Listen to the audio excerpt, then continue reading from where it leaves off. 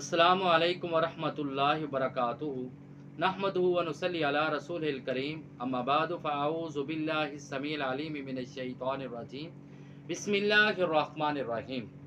दुआ की कबूलियत का ज़रिया। आज हर आदमी दुआ करता है और दुआ करने के बाद वो मायूस हो जाता है, नाउमीद हो जाता है कि मेरी दुआ कबूल नहीं हो रही। और दुआ की कबूलियत का ज़रिया क्या है? जामे तिरमिज़ी की हदीस है, हदीस नंबर है 486। और हदीस को बयान करने वाले हज़रत उमर बिन ख़त्ताब रज़ी अल्लाह ताला अन्हु बयान करते हैं कि रसूलुल्लाह सल्लल्लाहु अलैहि वसल्लम ने फरमाया कि वो दुआ ज़मीन और आसमान के दरमियान में घूमती रहती है, आसमान की तरफ नहीं जाती, जिस दुआ में रसूलुल्लाह सल्लल्लाहु अलैहि वसल्लम पर दरूद न भेजा जाए। तो लिहाजा जिस दुआ में रसूलुल्लाह सल्लल्लाहु अलैहि वसल्लम पर दरूद नहीं भेजा जाता, दरूद नहीं पढ़ा जाता, वो दुआ कबूल नहीं होती।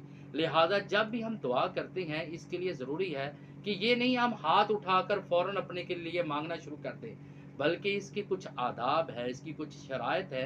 जैसे रसूलुल्लाह सल्लल्लाहु अलैहि वसल्लम ने फरमाया कि जब भी दुआ करो, सबसे पहले अल्लाह ताला की हमद बयान करो और अल्लाह ताला की तारीफ बयान करो। बेशक इंसान ये कह दे अल्हम्दुलिल्लाहि रब्बिल आलमीन, तमाम तारीफ़ें आसमान वाले रब के लिए हैं, और दूसरे नंबर पे उस पे के बाद मुझ पर दरूद भेजो।